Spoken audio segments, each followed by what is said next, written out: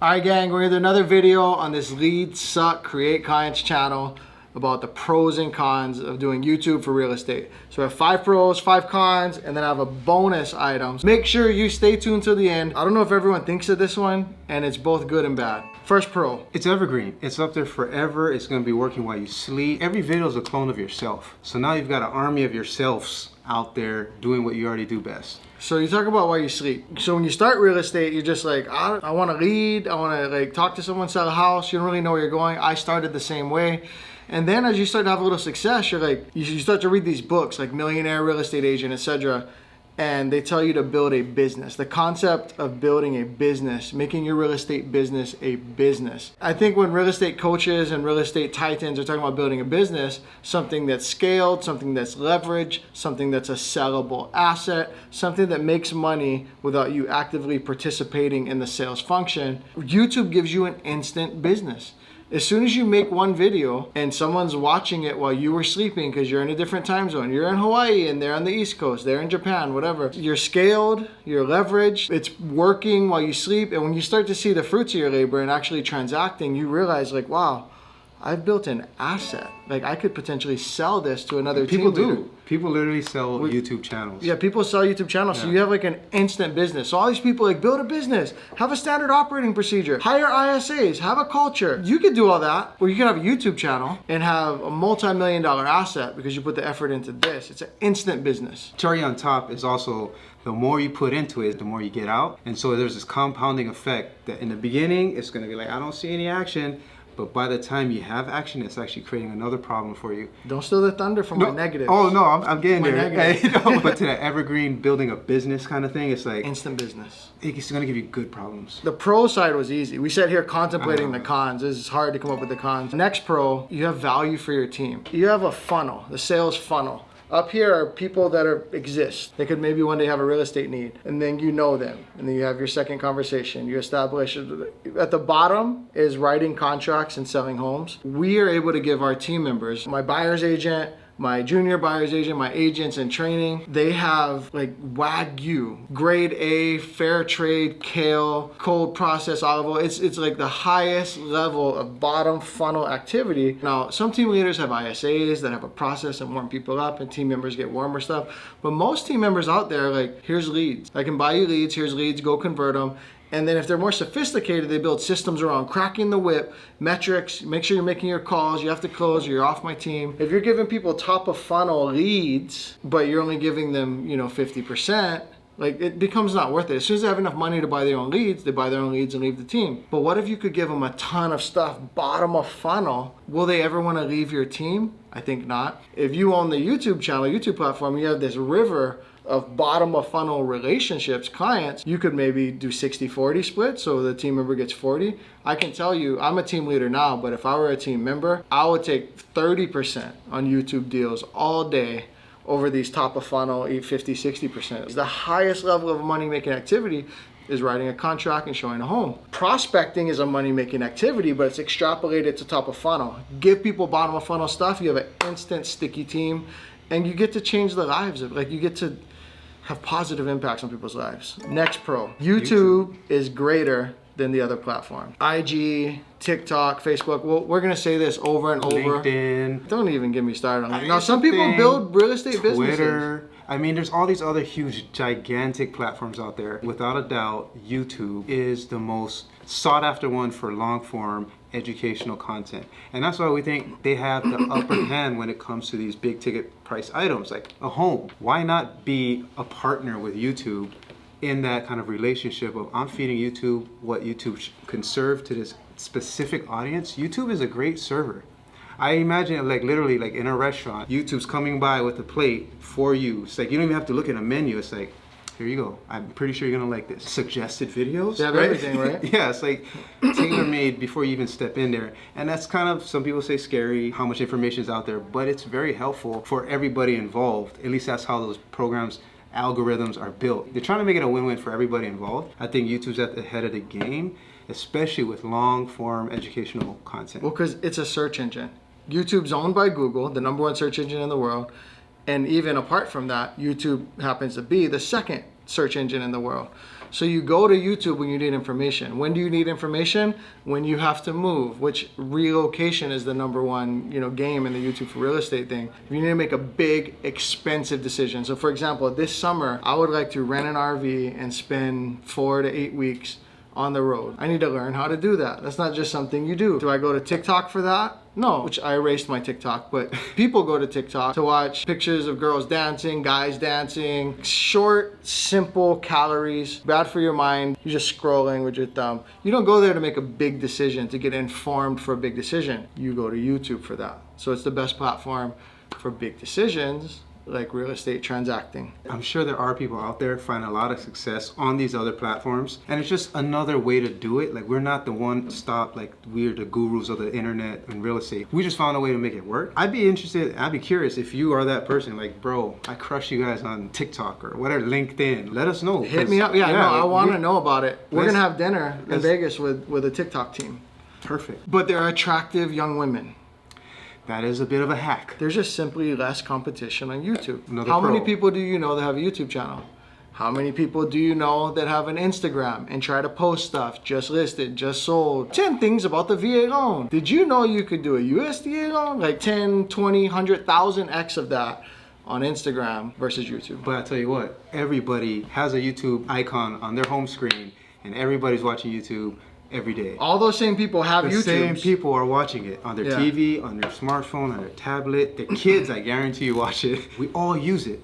But when it comes to actually contributing and participating, everyone's going to these short, low barrier to entry, quick and easy, I can use one piece of equipment type of platforms, which is why they're good. But when it comes to shoot, edit, upload, all of that stuff, there's less people doing that, and that's an advantage for us. There's gonna be a bonus round, but last pro here, quality of the connection.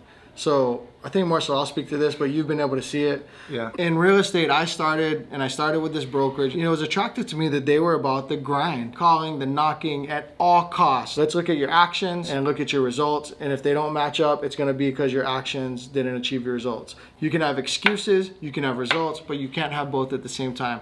Now that's true in life, period. But that grinding mentality to get these people from top of funnel down to bottom, I just didn't. I did it. I did some of it. It never felt good. It wasn't a sustainable way because I just didn't enjoy my life as much. Prospecting is kind of cheap. You don't want to do much effort. You just call, have cheap conversations, and then as people show a little interest, you pour into them, you pour into them, you pour into them. Eventually, you do a transaction. This is opposite. We rent this studio. We have cameras. We spend time. We spend money. We pour in to people. We're able to do it scalably to thousands and thousands of people. All the work was done up front, and then when they come to us, they're like, oh my God, I can't believe Derek actually answered the phone. Mahe, I can't believe Mahe, my partner. The quality of connection is so bottom of funnel that this is gonna be outrageous to some people. When my real estate coach asked me, Derek, we should focus on referrals. I love referrals and I love to help more people's referrals, etc. I'd love to help your referrals. However, YouTube clients are fans. They're raving, fanatical fans. Referrals are just referrals. So historically in the industry, it's always been past clients are number one. You've already transacted with them, then referrals, and then it goes down. In the new world, that's not true anymore. Past clients, YouTube clients are maybe below that, maybe you could argue not, but they're right there. Referrals are a far, far distant third. I've seen it, after maybe a year or so, when we're in the field, being stopped. Because when we started shooting, I was still chasing bad leads. Yeah. So you kind of heard me having these conversations that were awkward, and I mean, our shooting days were long. There are times I'm flying a drone, so you're I'm gonna do some business. I'm around it, so I see the change of the quality of the conversations you're having. We're at the point where I can make testimonial videos, for example. And we did that at the client appreciation party last year.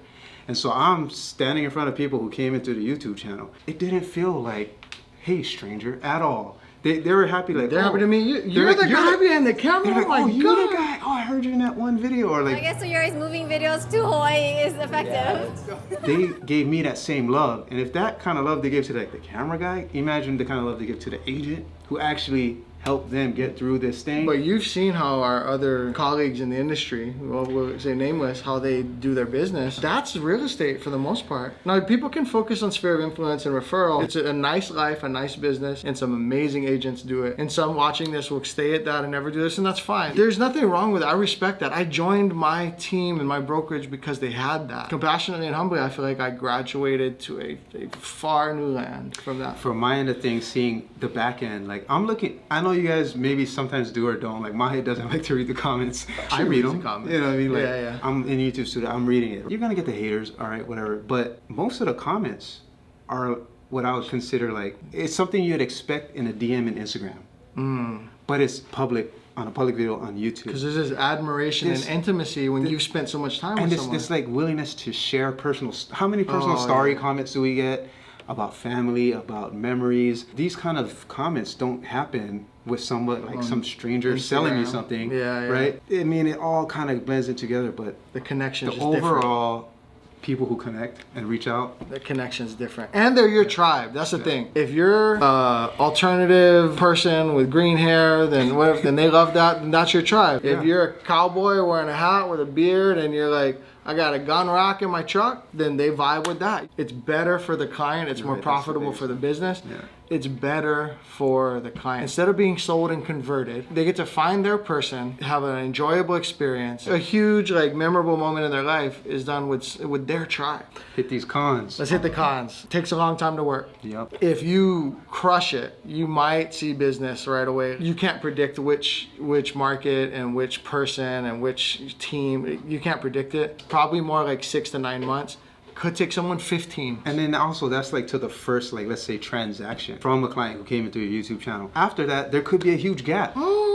At the beginning maybe, but now... Yeah, now it's steady, but like the gap between 1 and 2 was still like... The gap between 1 and 2 was there, or like our first call and actually transacting. Yeah, so we were on camera our first, or like we were filming. So shout out to Jason in Canada. People are starting to reach out almost daily. Give me a call if you're moving to Hawaii, looking to buy. It took like over 9 months, and then our team did $250,000 that first quarter that we started transacting, which was the fourth quarter of 2021. And then every quarter since then, we've done similar, or more. It has actually become super predictable, but it takes a long time until you get there, though. Until you get That's there, the part you got to get through. That's the desert. Here's maybe the biggest one. It requires greater effort and skill. So it doesn't take much to go on Instagram and be like, today's rates are, if you want to build this movement and this brand and this channel on YouTube, it's just more effort and skill. Even if you're gonna do it the cheap way, which I prescribe partnering in some form or fashion, or hiring. I don't prescribe just doing it yourself and hiring an offshore editor, although it can be effective and people do make money that way.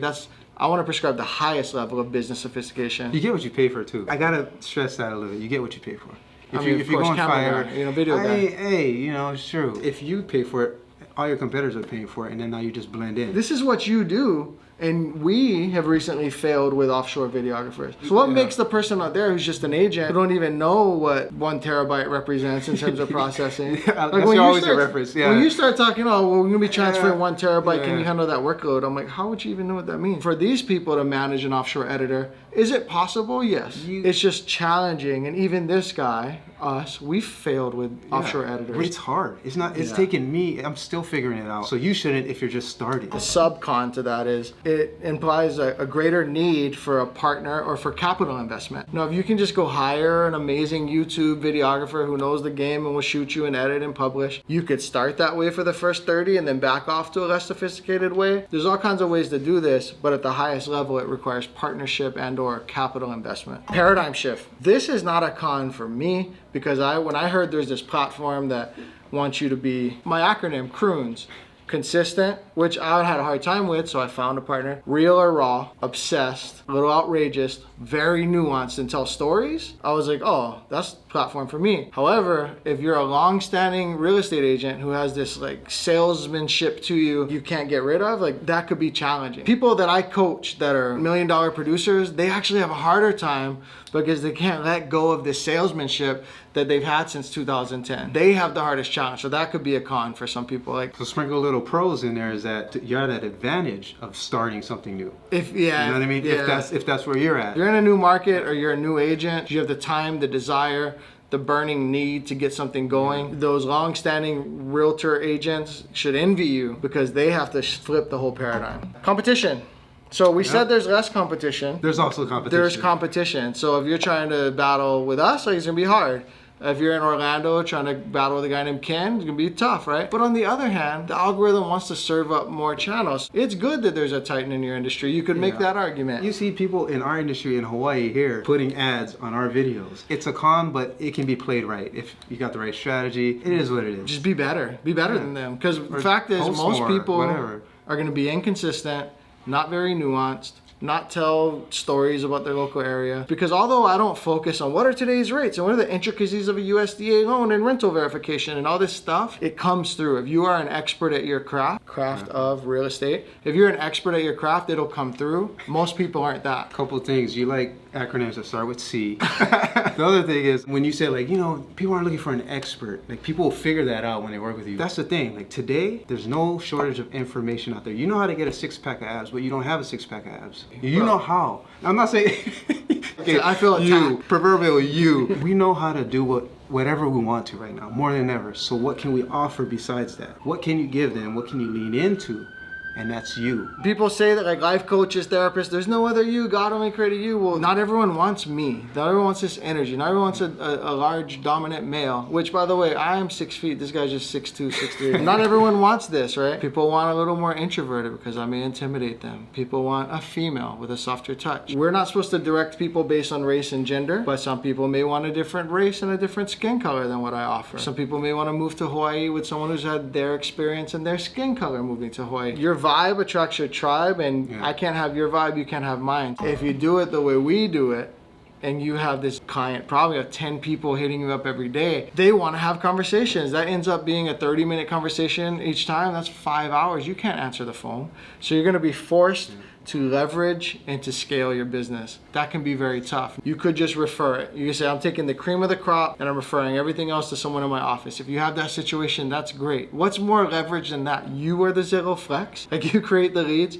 other people close them, and you just take referrals or whatever percentage. But if you do a really good job at this game, you're gonna have to learn leverage. You have to get an assistant, you have to get a transaction coordinator, you're gonna have to get a buyer's agent that you manage, you're gonna have to develop people, offer your time and training to other people, and not everyone wants that. I'm not bullish on the whole, like, millionaire real estate team, super 7th level, scaled out operations manager, I'm a CEO. But if I am forced to bring new people in my life, if I am forced to teach new agents, I love that the catalyst for it all is YouTube. The leverage and the clients and the relationships that is YouTube. I think it's the best business builder. We kind of have 10 pros. Because it's hard to be negative. Let us know in the comments if we shorted you guys on the cons, and if you know that there's other cons or you want to discuss other cons, hit us up. Bonus. You don't deal with this as much as Monty and I. Celebrity status. I can't go to Costco without someone noticing me. Especially if you wear a shirt too. You just had a conversation and I came in. Oh, the agent said, oh, I watch you on YouTube. Okahashi, that's Derek Okahashi, right? She goes, oh man, I watch his YouTube all the time. I know Mahe too, right? This person watched us, moved over here, became an agent. On the positive side, like, I think she's probably more inclined to work with us. Did you feel like there's a greater chance of acceptance, maybe? Probably, especially with the terms and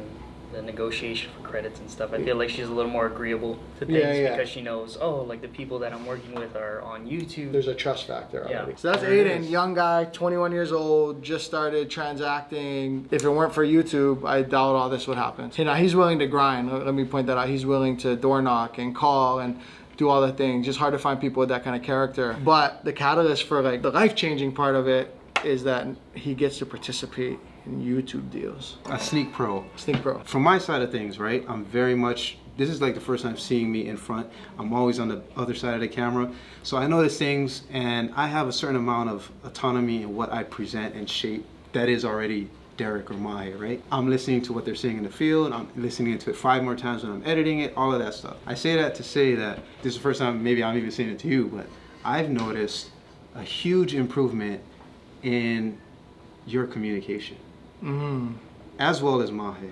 Yeah. We just shot this video. Camera communication or overall? Just when I'm talking to a stranger on the street? All-encompassing communication, because as an editor, you guys know this, as an editor, you have to make what's given, you have to make it make sense be digestible. I feel like an English teacher. I hated writing essays in school, but like now I literally feel like I'm editing essays, but it's just video form. Yeah. And so I just noticed over time how you communicate a point has gotten refined and sharper. Communication skills, no matter what you do, is going to help whatever it is you do. I talk more and convey points more. So to our other video we did where people had questions like, how do I get better? How do I get over my fear, etc. My biggest point was do more. I learned a foreign language, a very difficult one as an adult. So I understand learning a language literally. And YouTube, in some senses, to our paradigm shift, it's almost another language. Yeah. And so when you're speaking and communicating with this desired audience is out there and abundant, they're out there watching. I noticed in both of you, Mahe, and probably Aiden too, how you present a point, how you present a counter argument to another point, how you round out a point with this side and that side. And then you do it in a very, I would say, tight, succinct way. Let's put it this way, the raw footage to usable footage ratio It's gotten better. has gotten better. Sneak Pro. Yeah, Become a Sneak better Pro. communicator. So I'll be vulnerable on this point. A lot of times I come off other than the way I want to. I'm, a dominant personality, can be abrasive, and I don't think I'm being rude, but then I look back at it and I'm like, oh yeah, I guess the way that came off, like I didn't mean it that way. My emotion was that like I care about the person. I want to see them win. But like, well, yeah, you made them feel small because you're so confident or whatever. And I guess what I'm hearing, which is cool, is like the more that I've talked, interacted, even if it's with a camera and a figurative group of people, you just get better. So the more you do something, you get better. Now, with coaching, with study, with intentionality, you can expedite that. And that's what we're here to do. That's what this whole Lead, Suck, Create Clients education platform is for. But I guess there's a personal growth factor there too. There is. Celebrity status is also negative. My wife, the first time someone stopped us, I think we're at Colina. You met the girl too, huh? At Roy's? She was at Roy's that night? Yeah. And so they pulled us over and they're like, are you the guy from YouTube? And I'm like, yeah. And my wife's initial reaction, is that how this is gonna be now?